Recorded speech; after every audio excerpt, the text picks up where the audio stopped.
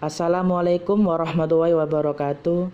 Saya Tata Alif Nur Asa, NIM 2011 02 01 0015, akan menjelaskan tentang dakwah Islam Nusantara. Keberhasilan dakwah Islam di Indonesia tidak lepas dari strategi dakwah Islam Nusantara, sehingga berhasil mengislamkan Indonesia, yaitu contohnya para wali songo adalah pionir terdepan dalam mendakwahkan Islam yang damai dan sejuk. Kita patut bersyukur dengan adanya wali songo yang mengislamkan Jawa dengan cara-cara yang damai, sejuk, dan tanpa kekerasan.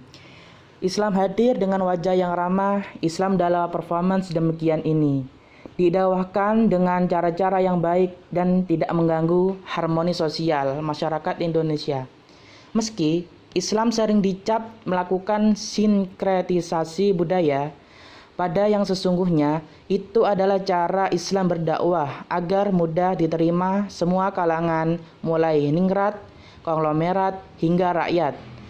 Sinkretisasi ini pada hakikatnya hanyalah casing luarnya saja. Harmoni sosial ini seringkali melakukan adaptasi dengan berbagai budaya lokal yang ada. Dakwah dalam Islam dengan demikian menghindari penghancuran bahkan pemusnahan lokal wisdom, karena yang demikian ini akan mengganggu harmoni sosial yang menjadi inti dan jantung dalam sistem sosial sebuah masyarakat itu sendiri.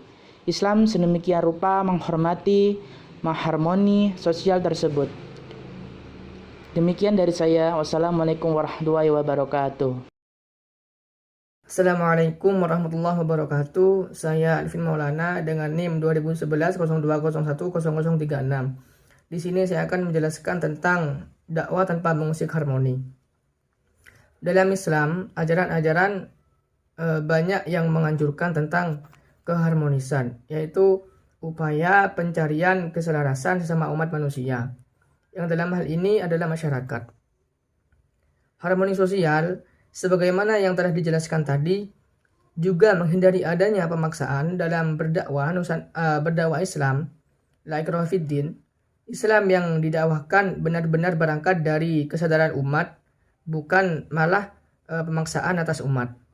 Kita pun bisa melihat, karena berdasar kesadaran ini, maka agama Islam yang berkembang di Indonesia bersifat langgeng, seperti terlihat dalam Islam di Pulau Jawa khususnya, dan juga di wilayah Nusantara pada umumnya. Pada sisi lain, model dakwah Islam Nusantara juga menampilkan bentuknya yang elegan. Semisal dakwah Islam Nusantara tidak dengan mudah menyesatkan orang Islam. Kalau malah disesatkan, pastilah orang akan semakin menjauh dari Islam. Islam juga tetap harus mengayomi umatnya dengan cara-cara yang halus dan lemah lembut, sehingga Islam sangat mudah diterima di kalangan masyarakat. Karena dalam kamus dakwah Islam tidak boleh ada kata sesat dan menyesatkan. Demikian juga dakwah Islam tidak dilakukan dengan mengkafirkan seseorang, apalagi jika justru yang dikafirkan adalah orang Islam itu sendiri. Jika dakwah adalah aktivitas merayu dan mempengaruhi orang untuk masuk Islam, maka sangat tidak strategis jika dakwah dilakukan dengan menjelek-jelekan agama orang lain, bahkan mengatakan kafir orang lain maupun orang Islam itu sendiri. Tentu hal ini akan kontraproduktif dengan tujuan dakwah Islam itu sendiri. Ini sesuai dengan ajaran Nabi Muhammad SAW. Barang siapa mendakwa orang Islam dengan orang kafir, sebagai orang kafir atau musuh Allah, sementara orang yang didakwah tidak demikian adanya, maka dakwaan tersebut justru akan kembali pada orang yang mendakwa. Hadis ini secara khusus menunjukkan pada bagaimana dakwaan bagaimana dakwaan kafir dalam lingkup internal umat Islam. Hanya saja tidak serempangan menyebut orang kafir meski sesungguhnya mereka kafir di ranah publik adalah strategi untuk meraih simpati mereka agar suatu saat mereka masuk dalam agama Islam. Dengan demikian, dakwah yang dilakukan harus dengan cara-cara yang simpatik, adil, jujur, tabah, dan juga terbuka. Menghidupkan jiwa manusia dengan menyampaikan janji-janji Allah tentang kehidupan bahagia dan menggetarkan hati dengan ancaman dan siksa Allah, manakala tidak melakukan perintah-perintahnya melalui nasihat-nasihat dan peringatan. Di samping itu, dakwah Islam Nusantara dilakukan dengan asumsi bahwa manusia itu berkelas-kelas. Maksudnya yaitu ada yang kelas paling tinggi dan juga ada kelas yang paling rendah. Demikian juga ada kelas yang berada di tengah-tengah. Ini adalah sunatullah yang tidak terhindarkan yang telah diciptakan oleh Allah Subhanahu wa taala. Oleh karena itu, dakwah harus dilakukan dalam rangka pencerahan untuk naik kelas yang lebih tinggi. Islam mendorong umatnya menjadi insan kamil, yaitu manusia yang nyaris menjadi makhluk yang paripurna. Mungkin cukup sekian dari saya, selanjutnya akan dilanjutkan oleh teman saya. Assalamualaikum warahmatullahi wabarakatuh. Di sini saya atas nama Siti Faridatus Saadah akan membacakan kelanjutan dari saudara Alvin Maulana. Nah, dalam pandangan ini dakwah tidak boleh menseragamkan objek dakwah sehingga mudah menghakimi orang lain yang tidak satu kelas dengannya. Ibaratkan di sekolah, anak sekolah menengah pertama tidak bisa menghakimi anak sekolah dasar dengan ukuran-ukuran anak sekolah menengah pertama. Demikian juga mahasiswa di perguruan tinggi tidak boleh menghakimi anak sekolah menengah pertama dengan ukuran mahasiswa. Inilah makanya seperti kata Gusmus, kearifanlah yang mesti digunakan dalam berdakwah menghadapi kelas-kelas yang berbeda ini. Maka diperlukan cara arif menyampaikan kebenaran dalam berdakwah. Demikian karena itu dakwah harus dengan bahasa sederhana yang mampu dipahami dengan baik oleh objek dakwah selain dengan bahasa yang menyentuh kalbu. Objek yang didakwai ini agar apa yang disampaikan dapat masuk ke dalam sanubari mereka yang menjadi objek dakwah. Last but not least, melalui dakwah Islam ini, umat akan diajak pelan-pelan menuju kualitas Islam yang dari waktu ke waktu akan meningkat. Selain itu, dakwah harus mengetahui benar anatomi objek dakwah. Jika tidak tahu anatomi yang didakwahi, al-mad'u, maka akan terjadi perlawanan atau resistensi. Objek dakwah al-mad'u tersebut ini yang justru bertolak belakang dengan misi dakwah itu sendiri. Dakwah yang menjadi motivasi orang untuk melakukan kebaikan ini harus pelan-pelan dilakukan tanpa menyinggung apalagi mendorong perlawanan dari objek yang didakwahi. Dakwah tidak bisa secara membabi buta tanpa tahu kondisi lapangan dilakukan, melainkan harus tahu kondisi objek dakwah. Adapun yang lebih tahu kondisi lingkungan masing-masing adalah para tokoh agama yang berasal dari lingkungan daerah masing-masing. Seorang yang hebat berdakwah dari daerah yang jauh tidak bisa didatangkan untuk sesuatu daerah. Mereka misalnya tidak bisa mengajak sholat di masjid dengan mengabaikan tradisional yang berkembang di suatu daerah. Karena yang tahu seluk-beluk masyarakat adalah tokoh-tokoh setempat, sehingga dakwah yang demikian ini seyogyanya dengan Pulau Nuwun atau juga melibatkan mereka. Tokoh-tokoh agama ini sesungguhnya yang tahu persis bagaimana penyakit masyarakat dan bagaimana pula ia harus mengobati penyakit masyarakatnya. Tanpa tahu ini sangat besar kemungkinan dakwah yang dilakukan akan menemui kegagalan. Walhasil strategi dakwah Islam Nusantara jelas menggunakan cara-cara yang tidak serampangan. Namun dengan hikmah mu'adilah hasanah dan mujadalah menjadikan dakwah berjalan efektif, mengarahkan umat on the right track.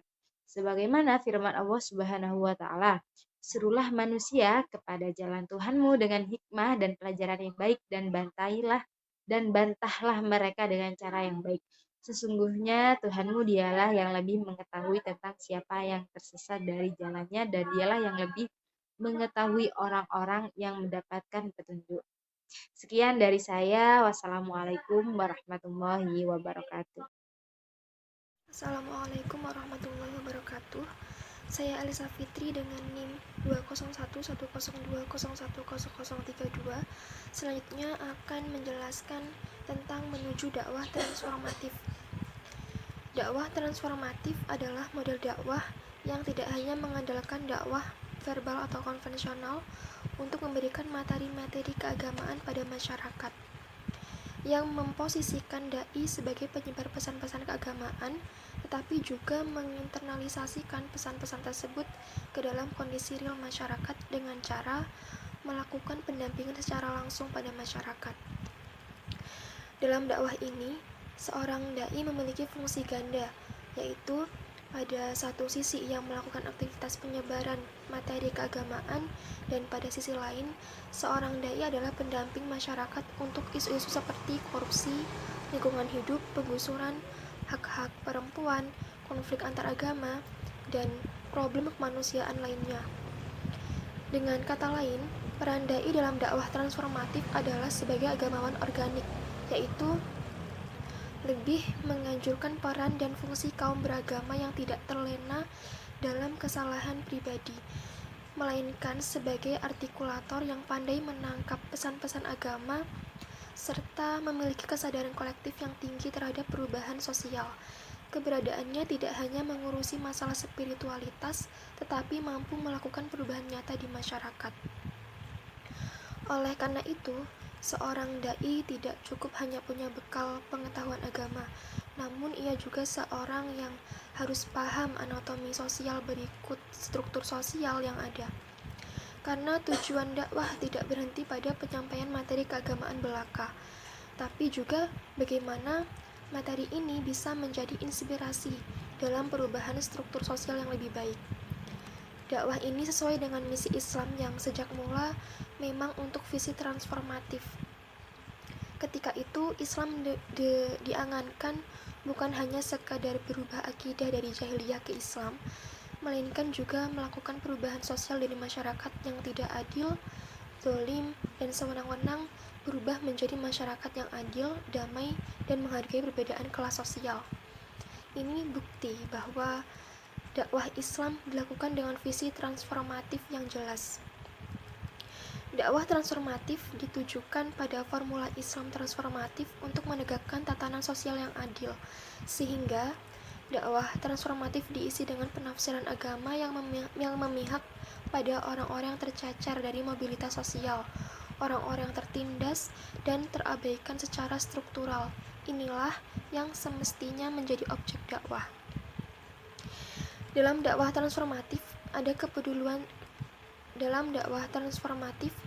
ada kepedulian terhadap nasib sesama yang akan melahirkan aksi solidaritas yang bertujuan mempertalikan mitra insani atas dasar kesadaran iman bahwa sejarah suatu kaum akan diubah oleh Tuhan jika ada kehendak dan upaya bersama untuk mengubahnya.